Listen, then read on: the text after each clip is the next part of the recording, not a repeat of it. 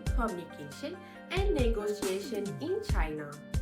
Our group has chosen China due to its significance as one of the world's largest economies and its rich cultural heritage that deeply influence business practices.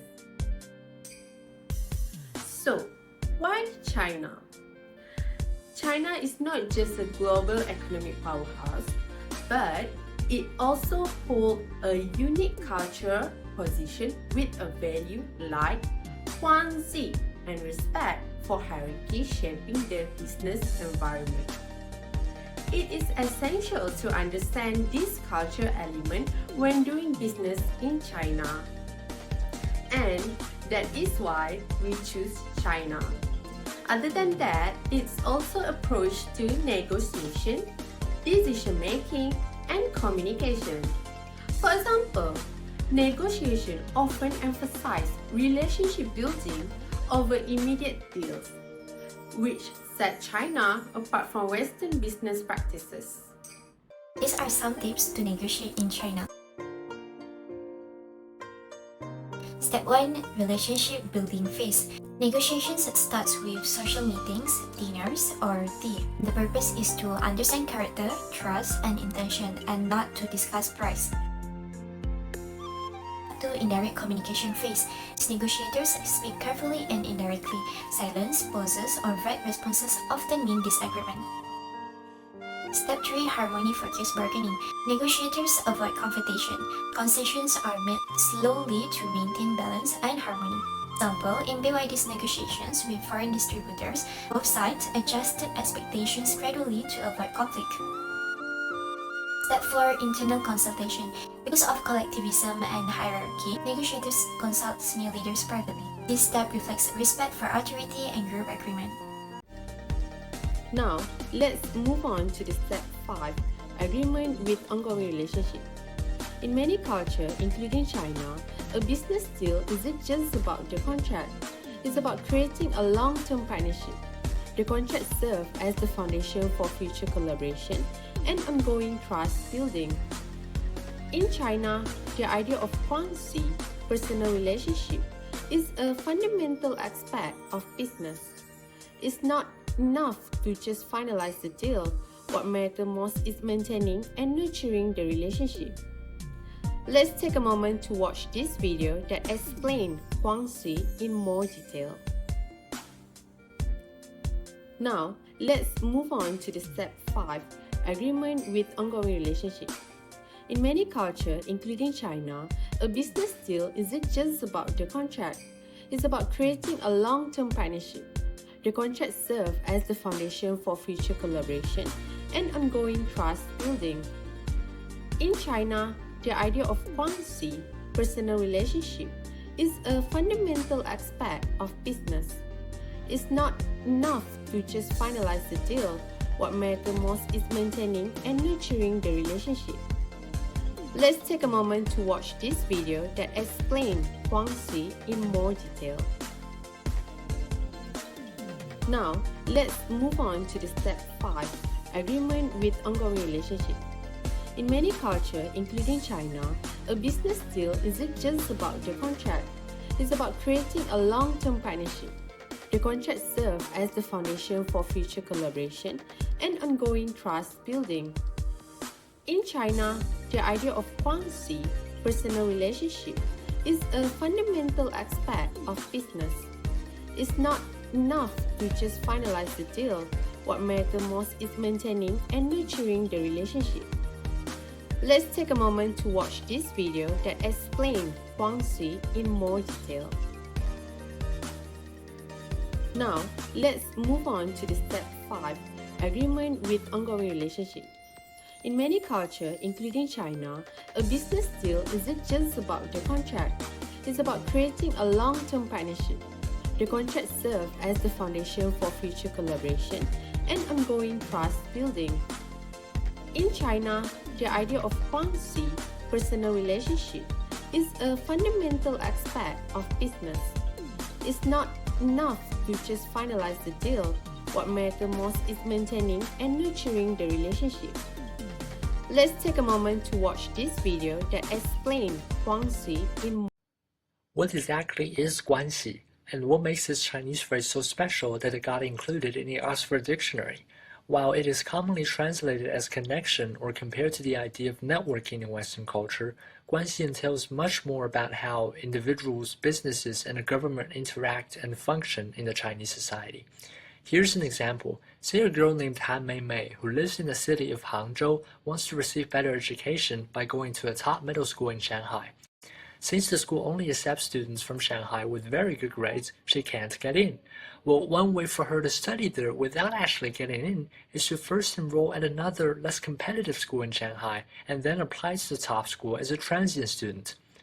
The problem is she can't get into that school either, because neither is she a citizen of Shanghai nor does she have legal residency there, so she appears to have gone into a dead end. Now let's see how guanxi can work magic here. Han Meimei's mom is an entrepreneur in Hangzhou with plenty of close connections to other entrepreneurs, one of whom owns a company in Shanghai. She decides to ask him a favor, and he agrees to fake some paperwork and hire her as an out-of-state specialist. Of course, Han Meimei's mom doesn't actually have to work at his company, but the fake paperwork got her the specialist status and enabled her family, including Han Meimei, to have legal residency in Shanghai. First problem solved. Now, Han Meimei's father also has some connection that ultimately leads to a school official of the top school that Han Meimei wants to go to. So again, he asks for a favor, and the school official agrees to accept her as a transient student and to maintain her student status over the course of her middle school study. Voila! It goes without saying that Han Meimei's parents have to thank their connections by, for example, sending gifts or inviting them to dinner, but more importantly, when in the future the connections need a favor that's within their scope of power, they will have to go out of their way to help. In fact, failure to return the favor is considered an unforgivable offense, which will not only terminate the guanxi immediately, but also lead to negative consequences in multiple facets of one's life. We can try to break down relevant social interactions into categories. If we start at the most innocent end, we first have sharing public information. This is mostly equivalent to just hanging out. The second level is sharing private information. This type of information isn't exactly confidential per se, and it isn't really illegal to share them, but it definitely takes some solid, powerful connections to get them. In our example, Han Meimei's parents figured out the whole plan by talking to different people and learning the intricate details of a middle school admission process. The third level is what we like to call favors, doing things within one's scope of power to help their connections achieve their goals. These favors, or tricks really, often utilize loopholes in rules and regulations. For example, hiring someone without needing him or her actually working for you, that's not exactly illegal. Even if it is technically illegal, these favors are so common that it's impossible to track. That leaves us with the fourth level, corruption. These are things that are definitely illegal. For example, directly giving a high-ranking position to some underqualified connection. These people will not be able to get away with their misuse of power. So if we take a look at this spectrum, it is really level 2 and 3 that are quintessential guanxi, the types of interactions that aren't really illegal but have so much nuances in them that they have a lot of implications to the social functions of the Chinese society. Some argue that the reason why guanxi dominates in China stems back to the age of Confucius. His doctrine, which has huge impacts on Chinese culture, teaches that everyone should be part of multiple social relationships and not isolated.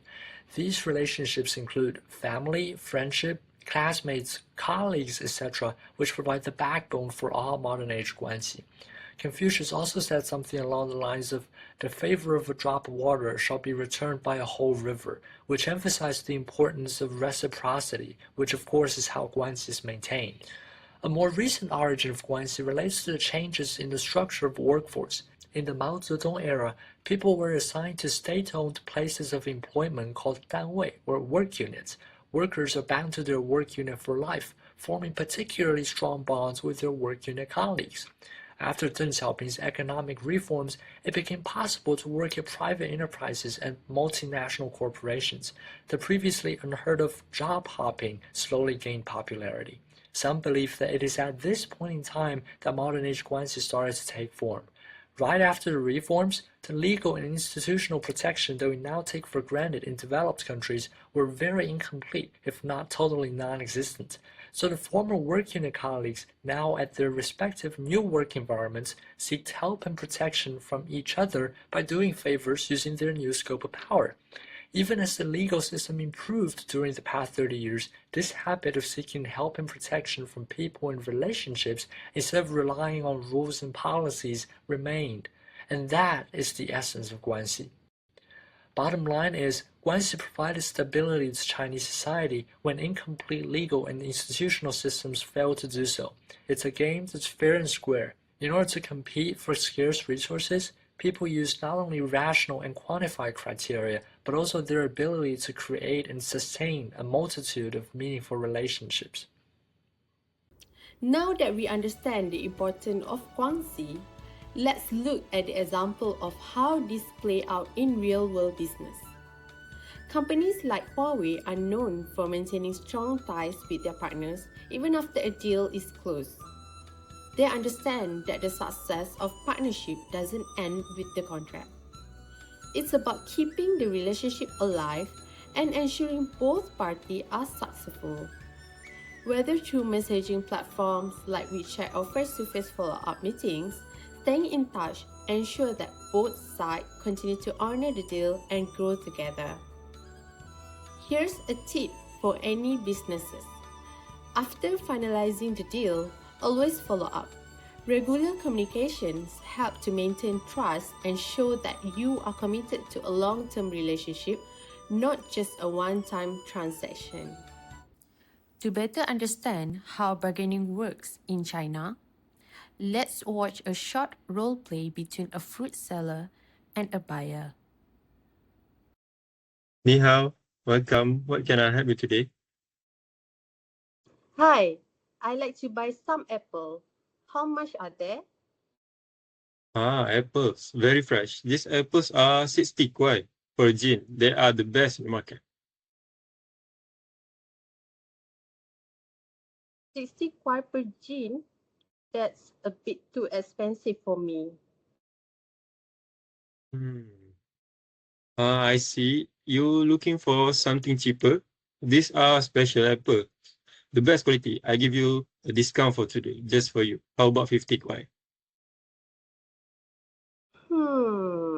I don't know.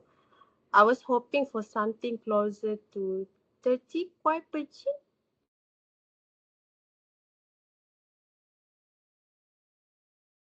You know, I really want to give you a good deal, but I cannot go too low. These apples are a great quality.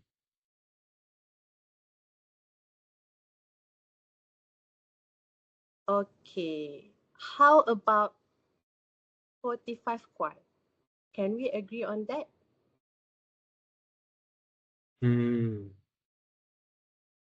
All right, 45 kwai it is. I will pack them for you. You have a good taste. Thank you for your question. I'll make sure to give you the best apples. Thank you. I appreciate it. Share. Have a great day. Come back anytime. That was a great demonstration of bargaining in China. Now, let's break down what just happened and explore why things unfolded the way they did. First of all, bargaining in China is often a slow process that requires patience from both parties. The seller's initial high price of 60 kwai was the starting point of negotiation. In Chinese culture, it is very common for sellers to begin with a high price, expecting the buyer to counter offer, which leads to a back and forth process until both parties find a middle ground. Notice how the seller used indirect communication when responding to the buyer's request for a lower price. Instead of simply rejecting the lower price, the seller said, "I really want to give you a good deal, but I can't go too low." This is an example of face saving in Chinese culture. In China, it is important to maintain dignity and respect for both parties during negotiation. Direct confrontation or a blunt no is usually avoided because it can cause embarrassment and lose face for either side. Another important aspect to highlight is silence. After the buyer asks for a price of 30 kwai, the seller remains silent for a few moments. This silence is not just a weakness in Chinese culture, it is also strategic too. Silence allows both sides to reflect on the situation and decide how to process. It also gives both parties space to rethink their position and avoid rushing into decisions. The concept of guanxi or relationship is also crucial here. The seller thanks the buyer for their patience and subtly acknowledges the buyer's good taste. This shows that the negotiation isn't just about closing the deal, but about building a long-term relationship. In China, guanxi play a huge role in business. People prefer to work with others they trust and have established with a personal connection with. The seller's behavior helps build trust and lay a foundation for future interactions. Lastly, notice how the seller accepts the buyer's final offer of 45 kwai with a smile and continued politeness. Even though the seller had started at much higher price, the negotiation concluded on good terms, showing that maintaining harmony and respecting the other party is more important than simply winning the negotiation. So let's continue about decision-making style in China. Decision-making is generally highly centralized with major decisions made by senior leaders, top executive, or government authorities. So this structure reflects deep-rooted cultural values influenced by Confucianism, which emphasize respect for authority, hierarchy, and social order. Leaders are expected to take responsibility for final decision, while subordinates show loyalty and compliance. Although lower level manager and employee may be consulted for their opinions or technical expertise, their role is usually advisory rather than decisive, and the final authorities remain with top leaderships. This centralized approach also allows organizations and government bodies in China to act quickly and maintain consistency in policies and strategies, particularly in large institutions. Clear chain of command help avoid ambiguity and conflict, ensuring that decisions align with national goals, organizational objectives, and collective interests rather than individual preference.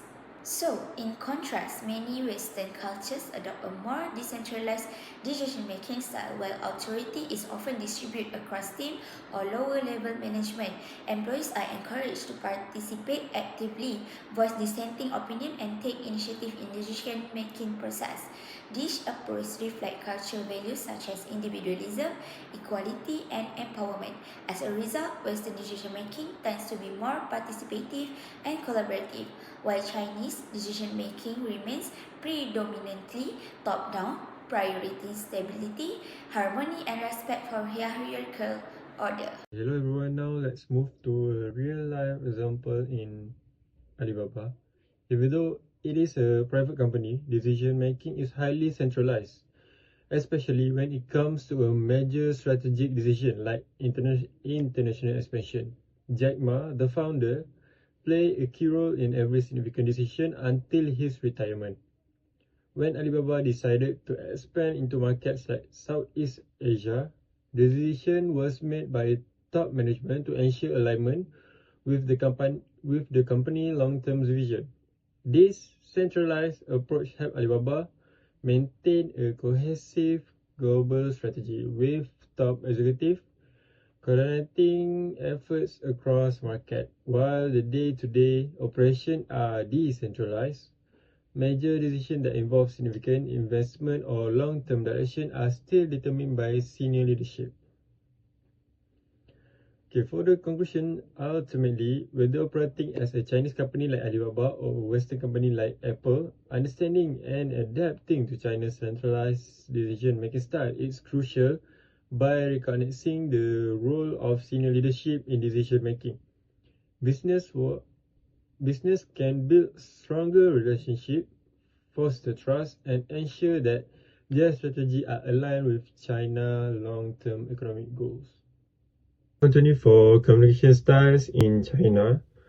But first, let me explain to you the difference between verbal communication and non-verbal communication and why both are important in daily life and in the workplace.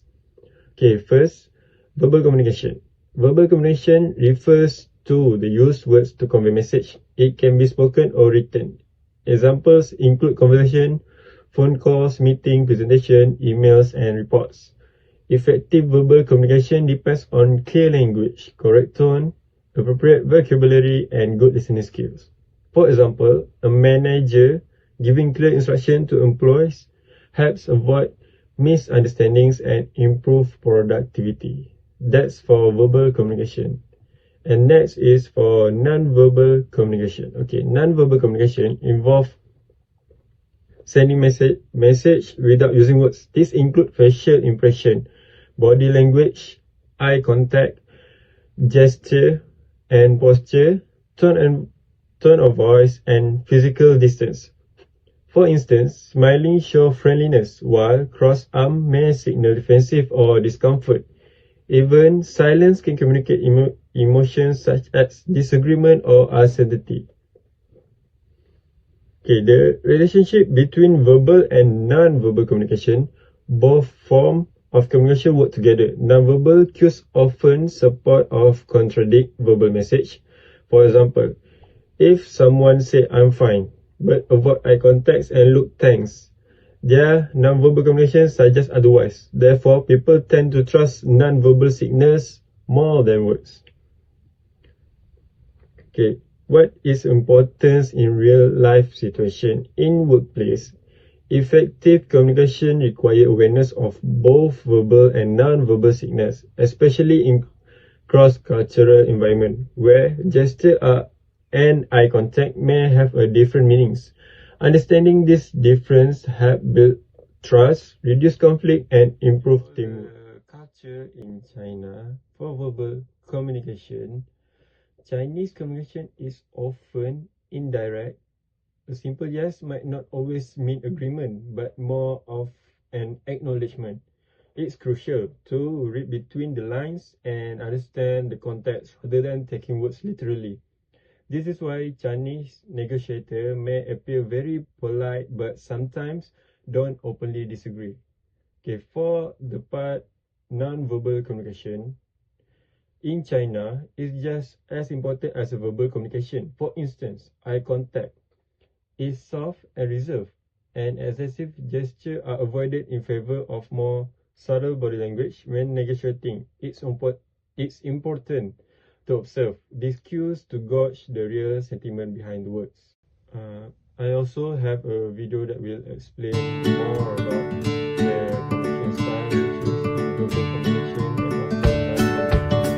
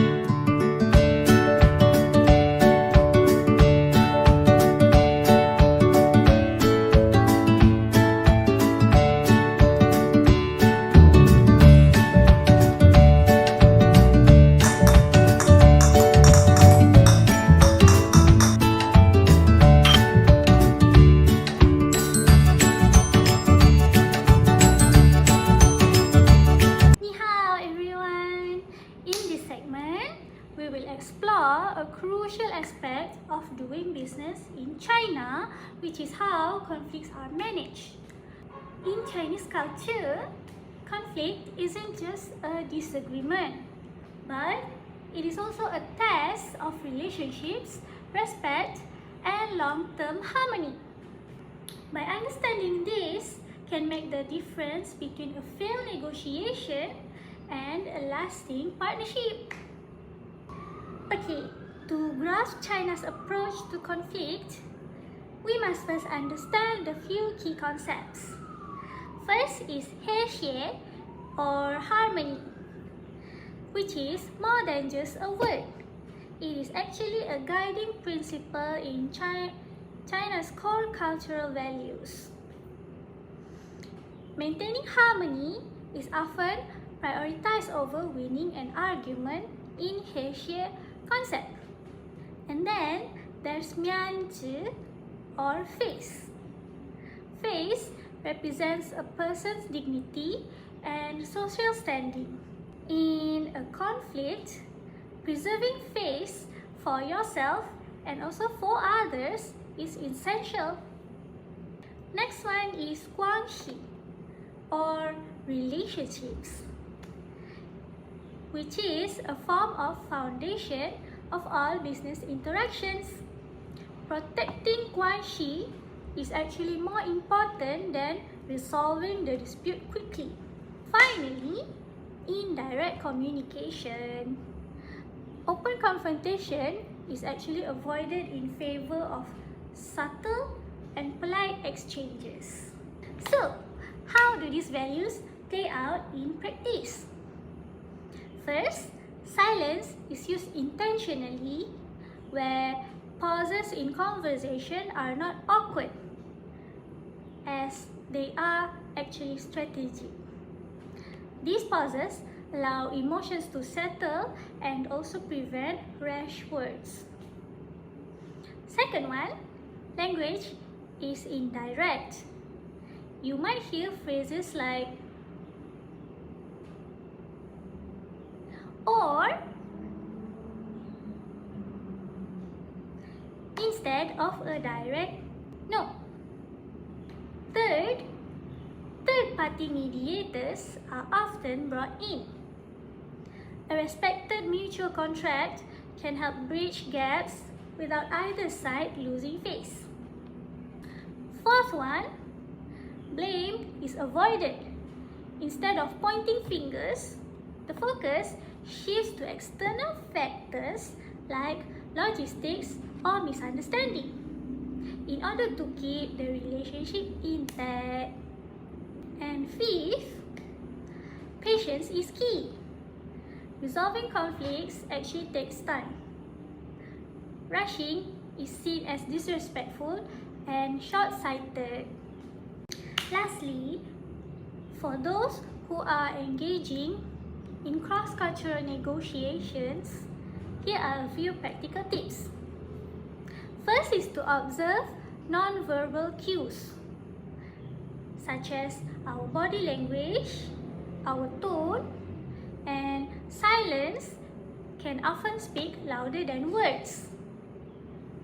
Next, to avoid public criticism, always prefer face, especially in a group settings.